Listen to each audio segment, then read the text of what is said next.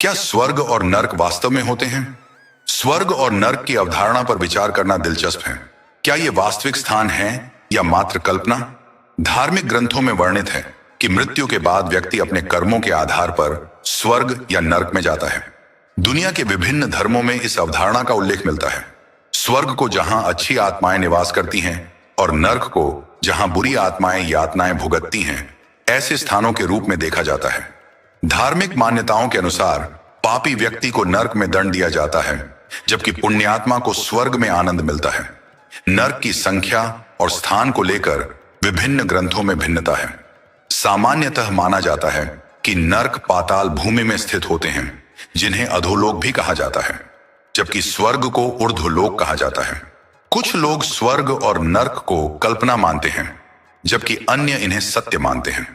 उनका मानना है कि व्यक्ति की मति, सोच, उसकी गति जीवन की दिशा को निर्धारित करती है। हिंदू धर्म ग्रंथों में यह कहा गया है कि गति दो प्रकार की होती है, अगति और दुर्गति। जीव अपने कर्मों के आधार पर चार लोकों, ब्रह्मलोक, देवलोक, पितृलोक और नर्कलोक में से किसी एक में जाता है। पुराणों के अनुसार मृत्यु के बाद आत्मा तीन मार्गों में से किसी एक पर यात्रा करती है। अर्ची मार्ग ब्रह्मलोक और देवलोक के लिए, धूम मार्ग पितृलोक के लिए और उत्पत्ति विनाश मार्ग नर्क के लिए। अच्छे कर्म करने वाला व्यक्ति स्वर्ग में और बुरे कर्म करने वाला व्यक्ति नर्क में जाता है। कई पुराणों में नर्क की विस्तृत जानकारी मिलती है। गरुड़ पुराण में विभिन्न प्रकार के नर्कों का वर्णन है, जहां पापी आत्माओं को उनके पापों के अनुसार दंडित किया जाता है। उदाहरण के लिए, झूठी गवाही देने वाला ररव नरक में जाता है। गुरु पत्नी के साथ व्यभिचार करने वाला तप्त कुंभ नरक में तड़पाया जाता है और धर्म मर्यादा का उल्लंघन करने वाला विमोह नरक में भेजा जाता है। यह कहा जाता है कि व्यक्ति के कर्मों के अनुसार उसकी मति और गति निर्धारित होती है।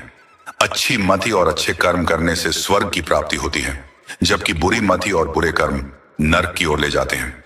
विद्वान लोग वेदों का पालन करने, प्रार्थना और ध्यान करने की सलाह देते हैं ताकि नरक से बचा जा सके।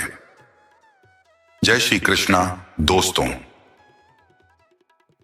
यदि आपको यह जानकारी उपयोगी लगी हो तो कृपया अपनी राय साझा करें। इस तरह की और भी रोचक कहानियों के लिए चैनल को सब्सक्राइब करें।